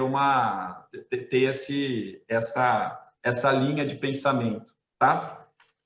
E, por fim, pode falar, Jane, antes de eu passar para o próximo. A gente observa que muitos danos que ocorrem nos instrumentais realmente é pelo uso inadequado, né? Então, muitas vezes a gente tem um instrumento de corte que é para cortar, vamos supor, tecido, humano, e o pessoal corta gás e corta o micropore, tem um instrumento que é para cortar tecido ósseo e o pessoal corta fio de aço, e aí realmente você acaba reduzindo muito o tempo de vida de um instrumental, tá? É bem interessante isso. Tá? Então, é exatamente isso. E no próximo, as últimas duas considerações que eu queria dividir com vocês, ainda com relação à manutenção, são exemplos que a gente pegou aqui na nossa assistência técnica da Quinelato. Nós temos esse banco de dados, né, de exemplos, porque nós prestamos esse tipo de manutenção de serviço aqui na Quinelato, tá? Então, como fabricante, nós ficamos muito à vontade para oferecer o serviço de manutenção. Nós já tivemos o prazer de receber vários profissionais já para validar a nossa manutenção. Nós temos alguns contratos, né, de parceria de manutenção preventiva, a gente faz toda a análise do material para esses parceiros. Então, isso contribui para que a gente tenha um book bem diversos aí de imagens. Então, esses exemplos aqui são falhas, tá, que ocorreram no material em algum momento da vida dele. E aqui o que acontece é o seguinte, por exemplo, essa primeira pinça aqui, ela apresenta uma trinca no instrumento, que ela é uma trinca, vamos dizer, até superficial, às vezes passa despercebido ali por quem está manipulando. Só que aqui, quando a gente faz essa análise, aqui eu ampliei para vocês terem uma ideia do que eu estou falando, né? É nítido, né? Uma trinca aqui no encaixe do produto. E aí o que acontece? Às vezes, por mais que o pessoal identifique essa trinca, ele continua usando. Ah, puxa, mas olha, é uma trinca superficial, ela não vai ter um problema agora. Quando ela ficar uma trinca maior, aí eu descarto o material. Mas isso daqui é uma decisão muito perigosa, tá? Porque aqui nós não temos que responder a pergunta se o material vai quebrar. Nós temos que responder a pergunta de quando o material vai quebrar, porque é fato que ele vai quebrar. Então, a gente tem que tomar muito cuidado com isso e, geralmente, ele vai quebrar naquela situação onde ele não pode, né? Quando está no procedimento, quando está naquele momento crítico, vai quebrar na mão da equipe e aí vai vir a reclamação. Então, além de tudo isso, né, estamos falando só de problema estrutural no material, né? Volto a falar, não quero ser repetitivo, mas é só para a gente deixar muito claro esse ponto. Aqui também é um acúmulo de matéria orgânica, tá? Aqui também é um convite para receber material orgânico, para ficar sujeira ali, que vai ser depositado numa cavidade mais no futuro, tá? E, por último, tem um último caso também que acontece. Aqui é um exemplo da Vidia, tá? Eu peguei essa foto que ela retrata os dois problemas. Da setinha para frente ali, ela é uma quebra da Vidia, então ela quebrou e já saiu. E da pontinha, da seta para trás, ela é um desgaste da Vidia. Então, assim, isso daqui é possível, tá? De fazer a troca.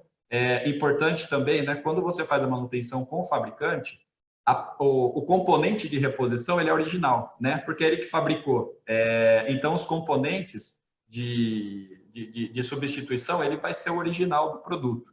Então, nesse caso, a Vidia vai ser reposta por um componente, mas aqui é importante, vocês percebem que tem muitos casos assim, tá? Que o porta-agulha, ele já está com a serrilha comprometida, ele já está aparentando esse aspecto de utilização dela e ele continua na caixa. E aí, isso daqui certamente está atrapalhando quem está fazendo uma sutura lá no procedimento, porque a função da Vidia de segurar com firmeza ali a agulha, ela se perdeu, porque você perdeu aquela ranhura que dá esse benefício para você. Então, é mais um caso que, puxa, o pessoal acaba desprezando na caixa, continua usando até alguém reclamar, mas aqui é um ponto que a gente já consegue antecipar. Opa, peraí, isso daqui pode ser que na sutura lá ele vai falhar, ou se já não estiver falhando, certamente ele está contribuindo para uma função não muito adequada, ele não está desempenhando a sua função por completo, tá? Eu só queria dividir com vocês, né, esses dois exemplos, que são exemplos que a gente pega com frequência aqui na nossa assistência técnica, na nossa manutenção. Eu queria dividir com vocês que o pessoal trata isso com muita naturalidade, né? É uma trinquinha. Ah, é um desgastezinho. Ah, não, mas ó, dá uma recalchutada aí, Matheus, e eu uso por mais um tempo. E a gente não recomenda. E às vezes a gente toma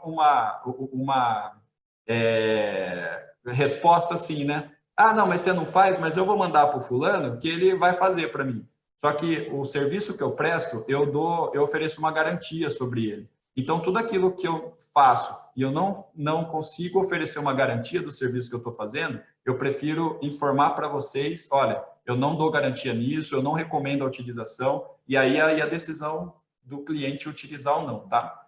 Então, É outra prática muito comum essa questão de que eu tenho uma trinca no material, eu vou usar mais uma vez. Então, é importante a gente, a primeira reflexão é saber, naquela trinca, a matéria orgânica, os fluidos, eles vão permear por ela, vão fixar ali, não é acessível a jato d'água, não vai ser limpo e você vai transferir matéria orgânica, e o risco de ocorrer uma fratura total durante o procedimento cirúrgico e ficar fragmentos dentro do paciente, né, Matheus?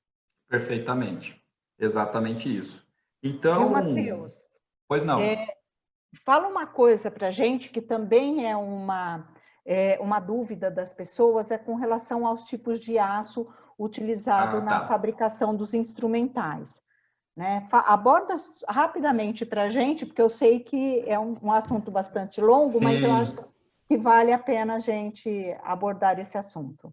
Sim. Não, é bom que quando a gente está falando desse assunto, qualquer fiozinho que a gente puxa tem assunto para a gente falar à vontade, né? Então, eu vou rapidamente só dar uma pincelada sobre esse assunto, que é muito profundo. Mas assim, ó, hoje, até por norma também, tá? A recomendação é que seja utilizado o aço inoxidável para a fabricação dos instrumentos. E aí existem algumas classificações dentro delas, tá? O mais comum é ser utilizado a série 400, tá? 410, 420 e a série 300, tá? Então vamos lá. Só para, puxa, o que é série 400, série 300? Então, vamos lá. Geralmente, a série 400, 420, que é o mais comum, ele é dividido entre alto carbono e baixo carbono. Não vou entrar em méritos químicos, composição de material, nada disso, tá? Mas onde eu uso o material, a matéria-prima de aço inox de alto carbono? Geralmente para produtos cortantes, tá? Então, tesoura, alicates, raspadores, enfim, tudo aquilo que tem a necessidade de uma fiação. O alto carbono, ele é muito bom, né? Ele é muito recomendado, tanto para o processo fazer a fiação desse instrumento e para a vida útil, né? Para a durabilidade da fiação do instrumento. Então, é isso que a gente faz com o aço 400. O aço da série 400 também, de baixo carbono, aí ele é utilizado para a grande maioria dos produtos, tá? Para pinça, para tudo aquilo que tem articulação, tanto pinça hemostática, quanto pinça anatômica, afastadores, enfim. Tudo é utilizado nessa série de 400 de baixo carbono. E na série 300, também tem alguns afastadores que a gente usa, por exemplo, o Farabel, que é um exemplo só para a gente mentalizar isso, tá? E a maioria dos cabos e das empunhaduras também é utilizado dessa série 300 do material, tá? Então, os aços inoxidáveis é o mais recomendado, tá? É o recomendado, na verdade, e temos nessa série 400 e da série 300. Rapidamente, é super importante não só a atenção com o aço, mas a atenção com o tratamento térmico, o processo de tratamento térmico para a fabricação do instrumento. Porque assim, você pode ter o aço da melhor qualidade, você pode ter análise química desse aço, comprovando isso para você, mas se no processo você não tiver um processo de tratamento térmico adequado para o processo, você jogou praticamente fora tudo aquilo de bom que você comprou do aço, da matéria-prima. Porque um tratamento térmico mal feito compromete o resultado do instrumento, tá? Ah, Matheus, mas o Matheus falou que a tesoura fabricada no aço de alto carbono, ela vai ter uma durabilidade. Sim, desde que o tratamento térmico esteja adequado também. se o processo de tratamento térmico estiver fora ou não for respeitado, né, algum parâmetro estiver desregulado e tal, certamente vai danificar vai comprometer na função do produto. Esse é um assunto muito sério, porque é um processo caro para se ter na empresa, né? Tanto para comprar, para a requisição dos fornos e tal, até mesmo para manter isso, né? Porque é caro a manutenção disso. Então, muitas empresas terceirizam esse tipo de serviço. A decisão estratégica da Quinelato foi trazer para dentro. Então, nós temos hoje internamente esse tratamento térmico, porque é um assunto muito importante que a gente não queria deixar fora do nosso controle, entendeu? Então, é só um ponto que a gente gostaria de estar dividindo com vocês, não só do aço, né, mas a combinação do aço com o tratamento térmico, que vai te oferecer um instrumento com qualidade.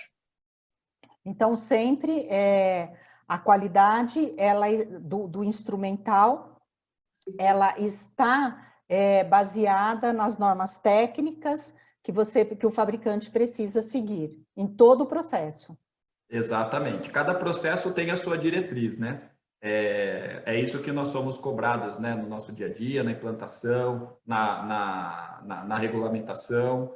Para isso que a gente está aqui, né? Para respeitar todos os critérios de fabricação, de qualidade.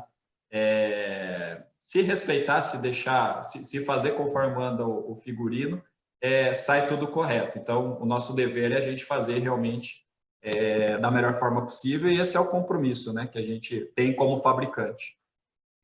Bom, Matheus, acho que se a gente ficasse discutindo aqui todas as perguntas que já vieram pelo chat, mas as que vieram pelas inscrições, nós íamos passar a semana discutindo. E a gente tem uma pergunta muito importante agora, nesse próximo slide. Pessoal, é o seguinte, desses temas abordados, né, quais as sugestões de temas para o próximo webinar? Quais desses temas que foram abordados hoje que vocês julgam que seria importante a gente fazer uma abordagem com muito mais profundidade, né? Então, vocês vão ter um tempo aí para responder essa é a penúltima pergunta tá, gente? Porque ainda tem mais uma brincadeirinha aí para a gente fazer. Mas vocês ainda têm a oportunidade de colocar aí qual o tema desses assuntos abordados hoje, qual que vocês gostariam que nós fizéssemos uma abordagem com muito mais profundidade para vocês, que os auxiliaria na prática diária, na assistência ao paciente, tá? Então, nós vamos aguardar um tempinho aí para que vocês possam registrar e enviar a pergunta para vocês, e nós já estaremos mostrando para vocês qual é o resultado da votação, certo?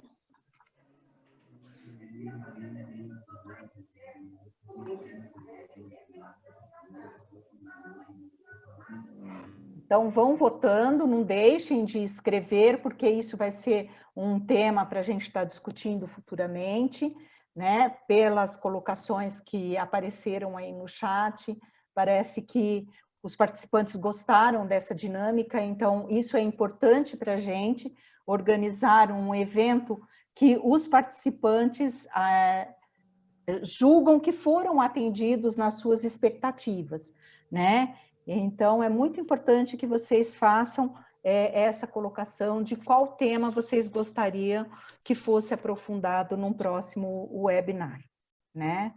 E nós observamos também que os participantes que entraram no início do webinar, eles permaneceram até o final, então a opinião de vocês é super importante.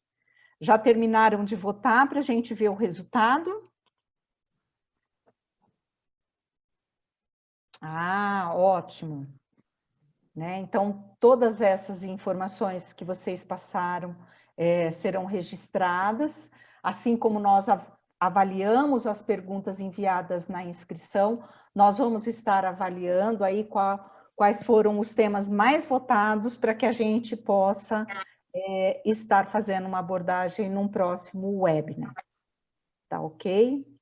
Então, tem aí teste de limpeza, tempo de garantia da esterilização, material molhado, rastreabilidade, manchas de instrumentais, montagem da carga, né? Manutenção preventiva e corretiva. Nossa, nós podemos aí fazer um curso aí que vai dar quase que uma pós-graduação. E aí, pessoal, a gente tem a última solicitação de contribuição de vocês antes do sorteio, que nós gostaríamos que vocês digitassem na plataforma Mente, né, uma palavra que definisse este webinar, né? Então, enquanto nós vamos fazendo o sorteio, o Alexandre, eu vou passar a palavra para o Alexandre, vocês acessam aí a plataforma e definam este webinar com uma única palavra, para a gente fazer um mapa de palavras da opinião de vocês, que é super importante para a FAME, é super importante para a Quinilato, e para mim e para o Matheus também, porque são essas palavras que direcionam as nossas ações, tá? Então, eu passo a palavra para o Alexandre e agradeço a todos vocês, tá? Obrigado, Matheus. Obrigada a todos. Obrigado, Giane. Realmente foi um prazer, mais uma vez, poder contribuir um pouquinho, né, para esse público, né, e geralmente quando a gente passa, a gente aprende também da mesma forma, né, então é sempre importante esse estreitamento, né, entre fabricante, cliente, porque nós fazemos as coisas para vocês, né, então quanto melhor entender a necessidade de vocês e puder ajudar, eu acho que isso faz sentido para o nosso trabalho, né? Então, até peço desculpa, eu não consegui acompanhar o chat enquanto estava falando, então muita pergunta eu deixei passar aqui. A gente vai dar um jeito de responder aqui, de dar uma satisfação, até mesmo no que foi solicitado como tema. E aí, no final, vai ser passado as redes sociais aí, se tiver alguma dúvida. Nós estamos com contato aberto. Estou à disposição para continuar aí o bate-papo. Obrigado mais uma vez. Obrigada. Então tá, Mano, Heitor, Lavoisier... Perfeito, obrigado, Giane, obrigado, Matheus. Olha, eu agradeço muito a vocês pela apresentação, foi excelente, adorei a dinâmica. Eu quero agradecer muito, Giane, muito, Matheus. O conteúdo foi não só muito profundo, como essa interação é uma coisa nova, que a gente está fazendo pela primeira vez, mas eu tenho certeza que ela veio para ficar. Quero agradecer também ao Anselmo Quinelato pela parceria de décadas que a FAME tem com a Quinelato. Estaremos juntos sempre. São empresas como a nossa, que não só se preocupam com a qualidade, mas também com a segurança do paciente, que tem que estar juntas nessa briga para a gente entregar um futuro melhor. Alexandre, agradeço aí e assim, aproveito agradecer a todos que organizaram esse evento. Eu achei que o modelo do evento foi muito bacana, dando oportunidade para todos realmente interagirem e faço minhas as palavras do Matheus. Nós estamos aqui para realmente tentar cada dia mais entender a necessidade dos usuários e tentar atendê-los da melhor maneira possível. Para agradecer a Jane, aí foi sensacional, eu aprendi muito, a gente está sempre aprendendo mesmo, né? Acho que isso é uma coisa para a vida inteira, né? E agradecer realmente a todo mundo.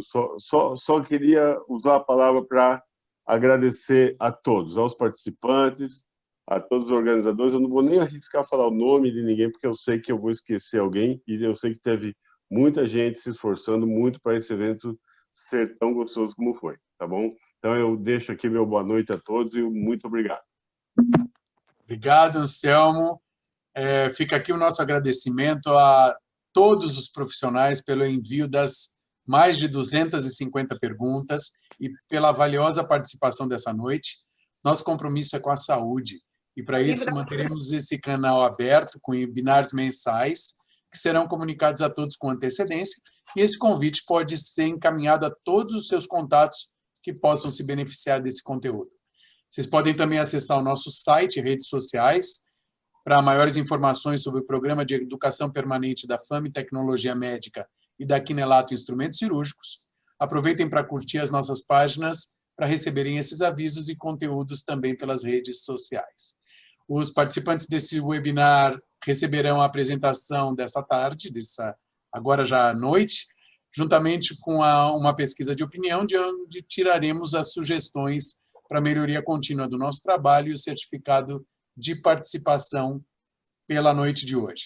Eu quero anunciar aqui a vencedora do sorteio dessa noite, que vai receber um livro da Sobec, é a Poliana Andrade. Poliana Andrade, por favor, deixe a gente saber os seus dados para envio do livro da Sobec. É um guia incrível, muito importante, feito por profissionais dedicados à segurança do paciente e que eu tenho certeza que você vai adorar. Eu agradeço novamente, Jeane e Matheus, equipe da Quinelato. Desejo a todos uma boa noite e espero vê-los aqui novamente. Um grande abraço e muito obrigado. Boa noite. Agora o Nilson está apresentando um mapa de palavras feito por vocês, que ficou maravilhoso, gente. Muito lindo. Perfeito, adorei. Bacana. Muito bom, gente. Vocês vão receber esse mapa também, vai estar postado nas redes sociais. De novo, meu muito obrigado a todos. Espero vocês todos na próxima vez. Obrigado, Jeane. Obrigado, Matheus. Obrigado, Quinelato.